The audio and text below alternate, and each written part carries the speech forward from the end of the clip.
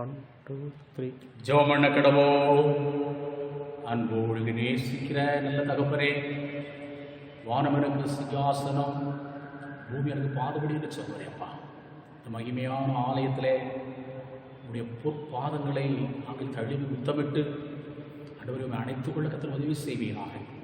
இந்த ஆராதனை வேலை முழுவதில் பரிசுத்தாவியாக ஆண்டவரே எங்களுக்கு இயேசு ரட்சகரை வெளிப்படுத்தி காண்பித்து அவர் மூலமாக இந்த புதிய வாரத்துக்கு தேவையான எல்லா நன்மையும் நாங்கள் ஒவ்வொரு பெற்றுக் கொள்ளும்படியாக உதவி செய்ய வேண்டும் சொல்லி சார் நான் இயேசு கிறிஸ்துவின் நாமத்தை சொல்லி எஜ்ஜபன் நாடி வேண்டிக் கொள்கிறோம் ராஜா. இந்த வேலை முழுவதிலும் பரிசுத்த ஆவியானவரே, ஆலயத்தை மட்டுமல்ல என்னுடைய அகில உலகத்தை ஆண்டவர் நிரப்புகிறார், அகிலே நிரப்புகிறார், நிரம்பி வழிகிற பாத்திரங்களாய் சார் நான் இயேசு கிறிஸ்துவின் நாமத்தில் கர்த்தரா இயேசு கிறிஸ்து ராஜாவினுடைய ஜீவனுடைய மகிமையானுடைய செல்வகுமாருடைய நாமத்தில் எஜ்ஜபன் நாடி வேண்டிக் கொள்கிறோம் ராஜா.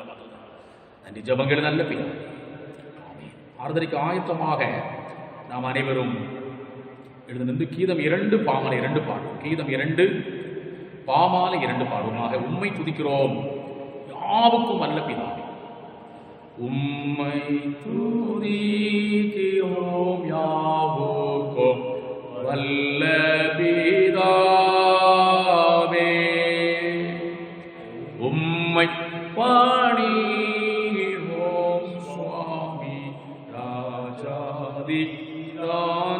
ராஜாவே, உமது மகிமைக்காக கர்த்தர் துதியாம் சொல்லுகிறோமே. கிறிஸ்துவே தங்கும் சோதரே மூர்த்தி, லோகத்தின் பாவத்தை நீக்கிடும் தெய்வாட்டு கோட்டி, எங்கள் மனது கீழும் வீதாவின் நது ஆசனத்தோடா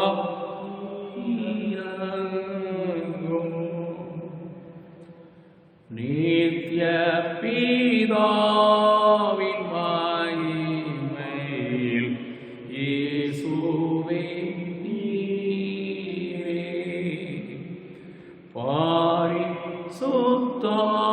பரிசுத்தாவியோடே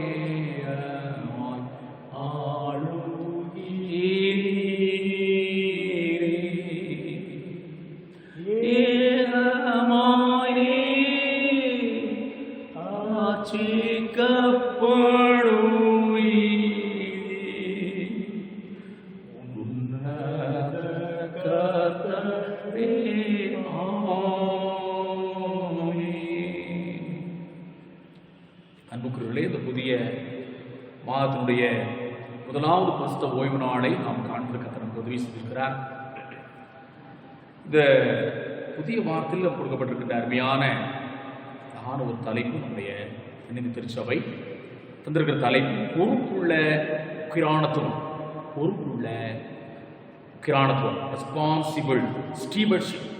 ரெஸ்பான்சிபிள் ஸ்டீவர்ஷிப் என்பதால் இதற்கு இந்த வார்த்தையுடைய செய்திக்கு ஆதாரமாக கொடுக்கப்பட்டிருக்கின்ற அருமையான வேதவசனம் ராஜாக்களுடைய 2ஆம் புத்தகம் 12ஆம் அதிகாரம் 15வது வேத வசனம். 2 ராஜாக்கள் 12ஆம் அதிகாரத்திலே 15வது வேத வசனம் விதமாகி நான் உங்களுக்காக வாசிக்கிறேன். வேலை செய்கிறவர்களுக்கு கொடுக்கும்படிக்கு பணத்தை வர பற்றி கொண்ட மனுஷ கையிலே கணக்கு கேளாதிருந்தார்கள். அவர்கள் உண்மையாய் அதை நடப்பித்தார்கள். ஆண்டவர் நம்ம ஒவ்வொருவரும் நம்பி பொறுப்புகளை கொடுக்கின்றார். தனி ஒரு மனிதனை நம்பி ஆண்டவர் ஒரு வாழ்க்கை துணையை கொடுக்கிறார். அருமையான பிள்ளைகளை கொடுக்கிறார். நல்ல வேலை வசதி வாய்ப்புகள் எல்லாம் கத்தவங்க பண்ணி கொடுக்கிறார். வீடு வாசல் சொத்து சோங்களை கத்தவங்க பண்ணி கொடுக்கிறார். ஆண்டவர் நாம் கேட்கிற அவருடைய சித்தத்தின்படி நாம் கேட்கிற எல்லாவற்றையும் கத்தர் அவர் தந்து விடுகிறார். ஆனால் நம்மிடத்தில் ஆண்டவர் எதிர்பார்ப்பது என்ன? உண்மையை கர்த்தரிடத்தில் எதிர்பார்க்கிறார். உண்மையாய் நம்ம கொடுக்கப்படுகின்ற பொறுப்புகளை இந்த புதிய மாற்றம் தவறாமல் நாம் செய்வதற்கு நம்மை அர்ப்பணிப்பதற்காகவே இந்த செய்தி ஆவியான நமக்கு கிடைக்கிறார். நாம் நம்முடைய கையிலே பணம் வந்தவுடனே அநேக உண்மையற்றவர்களாக மாறிவிடுகிற செய்திகளை நாம் தினமும் செய்தித்தாள்களிலே, டெலிவிஷன்களிலே விதமாக உலகம் முழுவதிலும் இருந்து உண்மையற்ற மனிதர்களை குறித்த செய்திகளை நாம் கேட்டுக் கொண்டே இருக்கிறோம். உண்மையாக இருந்தால் ஆண்டவர் உண்மையாக என்ன செய்கிறார்? கர்த்தர் ஆசீர்வதிக்கிறார். 3 முக்கியமான காரியங்களிலே நான் உண்மையாக இருக்க வேண்டும் என்று இந்த வேத புஸ்தகத்தை நான் திறந்து வாசித்து அதை ஆராய்ந்து பார்க்கும்போது 3 முக்கியமான காரியங்களிலே மனிதன் ஆண்டவருடைய ஊழியக்காரனாக நாம் அனைவருமே உண்மையாக இருக்க வேண்டும் என்று ஆண்டு எதிர்பார்க்கிற 3 காரியங்களை கர்த்தருடைய சுதன் மூலமாக நான் பெற்றுக்கொண்டேன். முதலாவதாக பரிசுத்த மத்தேயு எழுதின நற்செய்தி 25ஆம் அதிகாரத்திலே 21வது வேத வசனம், பரிசுத்த மத்தேயு 25ஆம் அதிகாரம் 21ஆம் வேத வசனம். அவனுடைய எஜமான் அவனை நோக்கி, நல்லது உத்தமமும் உண்மையுள்ள ஊழியக்காரனே, கொஞ்சத்திலே உண்மையாயிருந்தாய், அநேகத்தின் மேல் உன்னை அதிகாரியாக வைத்தேன், உன் எஜமானுடைய சந்தோஷத்துக்குள் பிரவேசி என்றார். கொஞ்சத்திலே உண்மை. ஆண்டவருக்கு தந்திருக்கிற பொறுப்புகள் கொஞ்சம், கொஞ்சம் கொஞ்சம் இந்த கொஞ்ச காரியங்களை உண்மையாக வேண்டும் என்று ஆண்டவரிடத்தில் எதிர்பார்க்கிறார். நாம் ஆசீர்வாதத்தை விரும்புகிறோம், கேட்கிறோம், செபிக்கிறோம். ஆனால் ஆண்டவரிடத்தில் உண்மையை எதிர்பார்க்கிறார். இந்த அருமையான வேத பகுதி என்னுடைய இதயத்தை மிகவும் தொட்ட கவர்ந்தெடுத்த அருமையான ஒரு வேத பகுதி. ஒரு மனுஷன் பிரயாணமாக புறப்பட்டு போகிற பொழுது அவன் தன்னுடைய வேலைக்காரர்களை அழைத்து அவர்களை நம்பி ஒரு இடத்துல 5 தாளமும், ஒரு இடத்துல 2 தாளமும், ஒரு இடத்துல 1 தாளமுமாக கொடுத்துவிட்டு உடனே பிரயாணப்பட்டு அவன் போய்விட்டான். அவன் இன்னொரு நாட்டுக்கே போய்விட்டான். இந்த தாளந்தங்களை பொறுப்புகளை வாங்கினவர்கள் எப்படி நிறைவேற்றினார்கள் என்பதைத்தான் இந்த அருமையான ஓமையின் மூலமாக இயேசுநாதருக்கு வெளிப்படுத்தியிருக்கிறார். 5 தாளந்துகளை வாங்கினவன் பாருங்கள், கடுமையாய் உழைத்து 5 என்ன ஆகினான்? அவன் 10ஆக அவன் ஆக்கிவிட்டான். அப்பொழுதுதான் அந்த எஜமான் திரும்பி வந்த பொழுது தன் 5 தாளந்துகளை கொடுத்து ஆசீர்வதித்த அந்த மனிதனை நோக்கி பார்த்து எஜமான் என்ன சொன்னாராம்? நல்லது உத்தமம் உண்மையும் உள்ள ஊழியக்காரனே, கொஞ்சத்திலே உண்மையாயிருந்தாய், அநேகத்தின் மேல் உன்னை அதிகாரியாக வைப்பேன் என்று சொல்லி உன் எஜமானுடைய சந்தோஷத்தில் பிரவேசி என்று சொல்லி அவனை கர்த்தர் அவனை ஆசீர்வதித்தார். எஜமான் என்பது இயேசு கிறிஸ்து தான் குறிப்பிடுகிறது. இயேசு கிறிஸ்துவாகிய ஆண்டவர் அவர் இந்த உலகத்தை விட்டு அந்த மறு உலகத்துக்கு போயிருக்கின்றார். அவர் மறுபடியும் இந்த உலகத்திற்கு எப்பொழுது வேண்டுமானால் திரும்பி வரலாம். வந்த நம்முடைய நிச்சயமாக அவர் கணக்கு கேட்பார். தாளந்துகளை பெற்றுக் கொண்டவர்கள் தாளந்துகளை எப்படி பயன்படுத்திக் கொண்டிருக்கின்றார்கள் என்பதை ஆண்டவர் அறிவார். அந்த நினையாத நேரத்திலே மனுஷமாக வருவாராக இல்லை, நாமும் ஆயத்தமாய் அவரை வரவேற்பதற்கு உண்மையுத்துவமாக நம்முடைய பணிகளை செய்து பொறுப்புகளை நிறைவேற்றி எல்லா காரியங்களிலேயும் நாம் தேவரை பிரியப்படுத்துகின்ற பிள்ளைகளாக, சாட்சிகளாக, பரிசுத்தத்தின்படி அப்படியே நாம் பிடித்து நடக்கிற பிள்ளைகளாக நாம் அவ்வளோ பிரிச்சு சொன்னார். அவங்க 5 பொறுப்புகளை ஆண்டவர் தந்திருந்தார். அவர் நமக்கு பிற்பாடு கூடுதலாக 5 பொறுப்புகளை மோட்சத்திலே அவைகளை 10ஆக நமக்கு மாற்றித்தார். இந்த உலக வாழ்க்கையில் இந்த கொஞ்சத்திலே அவன் உண்மையாக இருந்தால் அதை ஆண்டவர் மோட்சத்தில் என்ன செய்கிறார்? அதை 2 மடங்காக கூட ஒரு பங்கு மாற்றி கொடுக்கிறார். ஆகவே மோட்ச வாழ்க்கை என்பது அதிக நிச்சயம். இந்த உலக வாழ்க்கை எவ்வளவு நிச்சயம், அதே அளவுக்கு ஒரு நிச்சயம் மோட்சம். அதோடனே சுவாமி அந்த எஜமானை போல மோட்சத்திலும் திரும்பி வந்தவுடனே நம்மிடத்திலே அவர் நிச்சயம் கணக்கு கேட்பார். ஆகவே ஆண்டவர் பார்க்கிறாரா, பார்க்கவில்லையா?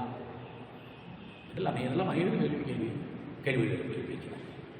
நிச்சயம் ஆண்டவர் பார்த்து கொண்டே ஒவ்வொரு செய்கையும், நம்முடைய ஒவ்வொரு வாயிலிருந்து புறப்படுகிற நம்முடைய ஒவ்வொரு வார்த்தையும் கூட ஆண்டவர் அவர் அறிந்திருக்கின்றார். செய்கையில் அவர் அறிந்திருக்கிறார். கொஞ்சத்திலே நான் உண்மையாக இருந்தால் இந்த உலக வாழ்க்கையில் கொஞ்சம் 5 தாளந்துகள் 10 தாளந்துகள் அல்ல, இவைகளே ஆண்டவர் இத்தனையாக என்ன செய்வார் மாற்றி தந்து நமக்கு நித்தியமான அந்த மோட்ச உலகத்திலே அந்த எஜமானுடைய சந்தோஷம் என்று சொல்லப்படுகிற நல்ல ஒரு ராஜ்யத்தினுடைய அந்த சந்தோஷத்திற்குள்ளாக பிரவேசிப்பதற்கு ஆண்டவர் நம்மை மோட்ச லோகத்திலே அவருடைய ஊழியக்காரர்களாக அங்கேயும் நம்ம ஏற்றுக்கொள்ள போவதில்லை இரண்டாம் சண்டை. இரண்டாவதாக நாம் இருக்கிற உண்மை என்ன என்று நாம் வேதத்துடைய விஷயத்தை ஆராய்ந்து பார்க்கும்போது பவுலடிகள் அவர் உறுதிப்படுத்துவதற்கு சொல்லுகிறது அவருடைய கடிதத்திலே அருமையான அழகான ஒரு சத்தியத்தை எழுதியிருக்கிறார். பவுல் அப்போஸ்தலன் கொரிந்தியருக்கு எழுதின 2வது கடிதம் 8ஆம் அதிகாரத்திலே 8வது வேத வசனம் 2 கொரிந்தியர் 8ஆம் அதிகாரம் 8வது வசனம்.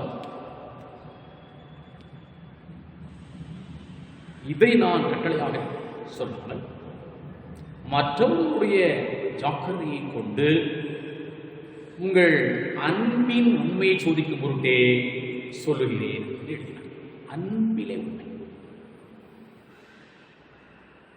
ஆண்டவர் நமக்கு தந்திருக்கின்ற தூய ஆவியான மனதிலே அன்பான ஒரு வாழ்க்கையை எதிர்பார்க்கிறார். பேதுரு அப்போஸ்தலன் அன்பை பற்றி எழுதியிருக்கிறார். யோவான் அப்போஸ்தலன் எழுதியிருக்கிறார். பேதுரு அப்போஸ்தலன் எழுதின அவருடைய 1வது கடிதத்திலே 4ஆம் அதிகாரம் 8ஆம் வசனம் இனி மிகவும் கவர்ந்த ஒரு வேத வசனம் எழுதியிருக்கிற பாருங்கள். 1 பேதுரு 4:8 ஒருவரிடத்தில் ஒரு ஊக்கமான அன்புள்ளவர்களாக இருங்கள், அன்பு திரளான பாவங்களை பவுலடிகள் ரோமர்கள் அவர்களிடத்தில் 12ஆம் அதிகாரம் 9ஆம் வசனத்திலே ஒரு பகுதி, உங்கள் அன்பு மாயமற்றதாக இருப்பதாக எழுதியிருக்கிறார். உண்மையான அன்பிலே மாயமற்ற அது தன்னலமற்ற சுயநலமற்ற உங்களை உந்தி தூண்டுகிற முக்கியமான தெய்வ அன்பாக இருக்கும். பேதுரு அப்போஸ்தலனாக இருந்தார், பவுல் அப்போஸ்தலனாக இருந்தார். யோவான் அப்போஸ்தலன் அன்பின் அப்போஸ்தலன் அழைக்கப்படுகின்ற யோவான் அப்போஸ்தலன் அன்பை குறித்து நிறைய காரியங்கள் அவர் எழுதினதெல்லாம் நெய்வசனங்கள் அன்பை பற்றி எழுதப்பட்டது. இயேசுவுக்கு கற்றுக்கொண்ட அன்பை நான் கற்றுக்கொண்டிருக்கிறேன். அங்கே 1 யோவான் 3ஆம் அதிகாரம் 6வது வசனத்திலே வசனத்தினாலும் நாவினாலும் அல்ல, கிரியினாலும் உண்மையினாலும் அன்போடு கடவுள் கிரியை செய்தால் தான் அது உண்மையான செயலிலே காண்பிக்காத அன்பு அது உண்மையான அன்பு அல்ல என்பதை மிக திட்டத்துறை பாடுகிறார். இயேசுவை போல இந்த நாட்டிலே நாம் நன்மை செய்கிறவர்களாக சுற்றி தெரிந்து சாத்தானுடைய வல்லமை நகப்பட்ட எல்லோரையும் விடுவிக்கிறவர்களாக கட்டவிழ்க்கிறவர்களாக நாம் இந்த உலகத்திலே நன்மை செய்கிறவர்களாக வாழ்ந்து இயேசு சாட்சியாக இருக்க வேண்டும். இயேசு செய்த ஊழியத்தை பற்றி ஒரே ஒரு வசனத்திலே முழுமையாக பரிசுத்த ஆவியானவர் இயேசு செய்த ஊழியத்தை ஒரே வசனத்திலே அவர் அடக்கி இருப்பதை நாம் பார்க்கிறோம். அப்போஸ்தலர் 10ஆம் அதிகாரம் நான் சொன்னது வேதத்தை நான் உங்களுக்கு ஆசிரியர் சொல்கிறேன். அப்போஸ்தலர் புத்தகம் 10ஆம் அதிகாரத்திலே 38வது வேத வசனம். நசரேயனாகிய இயேசுவை தேவன் பரிசுத்த ஆவியினாலும் வல்லமையினாலும் அபிஷேகம் பண்ணினார். தேவன் அவருடனே கூட இருந்தபடியினாலே அவர் நன்மை செய்கிறவராயும் பிசாசின் வல்லமையில் அகப்பட்ட யாவரையும் குணமாக்குகிறவராயும் சுற்றித் தருகிறார். அவர் நன்மையை தவிர எதையுமே செய்வதில்லை. நம்முடைய வாழ்க்கையில் எப்பொழுது நாம் காண்கிற மக்களுக்கு, நாம் பழகுகிற மக்களுக்கு, நாம் வாழ்ந்து கொண்டுகிற மக்களுக்கு நடுவிலே எல்லோருக்கும் நாம் நன்மை செய்கிறவர்களாக சுத்தமாக சாத்தான் ஒருவரையும் அஞ்சத்தை ஏமாற்றி போனபடிக்கு எல்லோரையும் அவனுடைய வல்லமை நாளை தொட்டு குணமாக்குகிறவர்களாக நல்ல ஊழியம் செய்யக்கூடிய ஆண்டவர் ஒரே ஒரு காரியத்தில் ஆண்டவர் உண்மை நம்ம எதிர்பார்க்கிறார், அன்பின் உண்மை. தேவனுக்கு செவி கொடுத்தலையும் ஏற்பாட்டிலே அருமையான வேத வசனம் என்னை மிகவும் அது தொட்டது என்று சொன்னாங்க. பாகம் 28ஆம் அதிகாரம் 1வது வேத வசனம். அடிக்கடி பரிசுத்த நமக்கு காண்பித்துக் கொண்டே இருப்பார். உங்களுடைய வாழ்க்கையில் இதை மறந்துடாத, எப்பொழுதும் உன்னுடைய சிந்தையில வைத்துக் கொண்டு பாகம் 28ஆம் அதிகாரம் 1ஆம் வசனத்தை நான் உங்களுக்காக வாசிப்பார்கள். இன்று நாம் உனக்கு விதிக்கிற உன் தேவனாகிய கர்த்தருடைய கட்டளைகளின்படியெல்லாம் செய்ய கவனமாயிருக்கும்படிக்கு அவர் சத்தத்திற்கு உண்மையாய் செவி கொடுப்பாயானால் தேவனாகிய கர்த்தர் பூமியில் உள்ள சகல ஜாதிகளிலும் உன்னை மேன்மையாக வைப்பார். அன்புக்குரியவர்களே, நாம் கவனமாக இருக்க வேண்டிய காரியம் என்னவென்றால், தேவனுடைய கட்டளைகள், அவருடைய கற்பனைகள், அவர் கற்பித்திருக்கிற எல்லாவற்றுக்காக நாம் ஆண்டவராக தேவனை ஸ்தோத்திரத்து நன்றியுள்ள பிள்ளைகளாக அவர் நமக்கு இருக்கிற எல்லா பிரமாணங்கள், சட்டங்கள், ஒழுங்குகள், கற்பனை திட்டங்கள் எல்லாத்துக்காக கீழ்ப்படியத்தக்கதாக கவனமாக இருந்து அவருடைய சத்தத்திற்கு நாம் உண்மையாக என்ன செய்ய வேண்டுமா, செய்து கொடுக்க வேண்டுமா, கீழ்ப்படிய வேண்டும் என்று கத்தனங்கள் எதிர்பார்க்கிறார். அப்படி செய்கின்ற பொழுது நம்மை அவர் எல்லா ஜனங்களையும் விட பல கோடிக்கணக்கான மக்களை விட இத்தனை கோடிக்கணக்கான மக்களை விட நம்மை அவர் மேன்மையாக வேண்டும் என்று கற்றுக்கொள்கிறார். ஆண்டவருடைய சத்தத்திற்கு உண்மையாக நாம் கீழ்ப்படிவோம், கவனமாக இருந்து நாம் கீழ்ப்படிய வேண்டும் என்று கற்றுக் விரும்புகிறார். அவருடைய சத்தத்திற்கு உண்மையாய் நாம் செவி கொடுக்க வேண்டும் என்று பரிசுத்த வேதம் எதிர்பார்க்கிறார். தேவனுக்கு கீழ்ப்படுகிற எல்லோரையும் தேவனை கர்த்தர் ஆசீர்வதிப்பது நிச்சயம் உறுதி என்பதிலும் சந்தேகமில்லை. இதற்கு ஒரு சரியான உதாரணத்தை மாதம் சொல்லி சின்ன செய்திகளை நிறைவு செய்கிறேன். இதற்கு ஒரு சரியான உதாரணம் வேத புத்தகத்திலே நான் கண்டுபிடித்தேன். ஆபிரகாம் கீழ்ப்படுதலுக்கு ஒரு நல்ல தகுந்த முன்மாதிரி ஆபிரகாமைத்தான் நான் வேத புத்தகத்தில் கண்டுபிடித்தேன். ஆபிரகாம் தேவனுடைய சொல்லுக்கு அவன் அப்படியே கீழ்ப்பட்டார். 25 ஆண்டு காலம் அவங்கிட்ட பெற்ற ஈசாக்கை கொண்டு போய் நீ பலி செலுத்து என்று சொல்ல உடனே அதற்கு அப்படியே கீழ்ப்படிந்து ஈசாக்கை பிடித்து அழைத்து கொண்டு பலிபீடத்தின் மேல் கிடத்தி அவனை பலி செலுத்துவதற்கு தன்னுடைய கத்தியை எடுத்து ஓங்கினதாக பார்க்கலாம். தேவனுடைய சத்தம் மாறத்தது தொனித்தது. நீ பிள்ளையாண்டன் மேல் கை போட வேண்டாம் என்று சொல்லி தேவன் ஆபிரகாமை தடுத்தார். அந்த ஈசாக்கினிடத்திலே ஒரு ஆவியாகும் ஆட்டை ஆண்டவர் ஆபிரகாமுடைய கண்களுக்கு காண்பித்தார். இது வரைக்கும் மறைந்திருந்தது அந்த பலி ஆட்டை ஆபிரகாம் பார்க்கவில்லை. தேவன் பேசி சத்தத்தை ஆபிரகாம் கேட்டவுடன் அவருடைய கண்கள் திறக்கப்பட்டு அங்கே பலி ஆட்டை அதை கண்டுபிடித்து அதை கொண்டு வந்து ஈசாக்கை காப்பாற்றி ஈசாக்கின் இடத்திலே அந்த பலி ஆட்டை பலி செலுத்தி இதுமாய் ஆண்டவர் கீழ்ப்படுகிற மனிதர்கள் சாட்சியை அவராக பெற்றுக்கொண்டார். அன்புக்குரியவர்களை 25 ஆண்டுகளுக்கு பிறகு பிறந்த அந்த ஒரே இந்த ஆண் மகனை வாக்குத்தத்தன்படி பெற்றபடி ஈசாக்கை பலியாக செலுத்துவதற்கே அவர் கொடுத்து விட்டார். காரணம் ஆசீர்வாதத்தை பெற்றுக்கொண்டார். ஆபிரகாமுக்குள் அனைவரும் ஆசீர்வதிக்கப்பட்ட பிள்ளைகளாக. ஆகவே தேவன் நம்மத்தில் எதிர்பார்ப்பது அந்த ஆபிரகாமுடைய கீழ்ப்படுதலை போன்ற ஒரு கீழ்ப்படுதல். அதில் நம்ம 75% நான் கீழ்ப்படுகிறேன், 20% நான் கீழ்ப்படிய மாட்டேன்னு சொன்னால் ஆசீர்வதிக்க முடியாது. ஆகவே தான் ஆதியாகமம் 22ஆம் அதிகாரம் 18ஆம் வசனத்திலே இந்த சம்பவம் நிறைவேற்ற உடனே தேவன் பேசினார். அவரை நோக்கி பார்த்து என்ன சொன்னார் பாருங்கள். அதே 22ஆம் அதிகாரம் 18ஆம் வசனம், நீ என் சொல்லுக்கு கீழ்ப்படிந்தபடியினால் உன் சந்ததிக்குள் பூமியில் உள்ள சகல ஜாதிகளும் ஆசீர்வதிக்கப்படும் என்றும் என் பேரில் ஆணையிட்டேன் என்று கர்த்தர் சொல்லுகிறார் என்றார். கர்த்தர் என்ன சொல்லுகிறார் என்பதை அப்படியே அழகாக சொல்லி அதை வேத புத்தகத்திலே பதிந்து வைத்திருக்கிறார். நம்முடைய வாழ்க்கையிலே இது தேவ ஆலோசனை. ஆண்டுடைய சொல்லுக்கு புரிந்தால் நாம் ஆசிரம் வாழ்வோம். ஆகவே 3ஆவதாக தேவனுக்கு கீழ்ப்படிதலில் நாம் உள்ளதாக இருப்போம். கொஞ்சத்திலே உள்ளதாக இருப்போம், அன்பிலும் உள்ளதாக இருப்போம், தேவன் கீழ்ப்படியில் உள்ளதாக இருப்போம். எல்லாமே புதிய வார்த்தையிலே மாதம் முழுவதும் நாட்கள் மாதம் ஆண்டிலுமே காப்பாற்றி கருப்பு எடுத்து உறுதியில் எனக்கு யோசனை அப்படியே மதமான அப்படி வார்த்தை கேட்ட பிள்ளைகள் மேல் கண்கள் இருக்கிறதாக ஆவியானவர் எல்லா கண்களையும் அவிழ்த்து போடுவீனாக. ஒவ்வொருடைய பாத்திரத்தில் என்னுடைய ஆவியானவர் கூச்சுக்கிறேன் சரா ஏசு நிறைய இடமாக இருதயத்தில் ஆவியை ஆத்ம சரத்தை நான் மாற்றி விடுகிறோம். அசரேனா ராஜா இயேசு மகாராஜா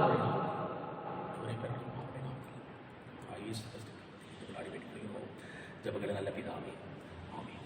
இயேசு கிறிஸ்துவின் கிருபை தேவனுடைய அன்பும் பரிசுத்தாவே அவரை நினைக்கும் அனைவரோடும் ஆத்மாவே கர்த்தரை ஸ்தோத்திரி, பரிசுநாமத்தை ஆத்மாவே கர்த்தரை செய்த நன்றி.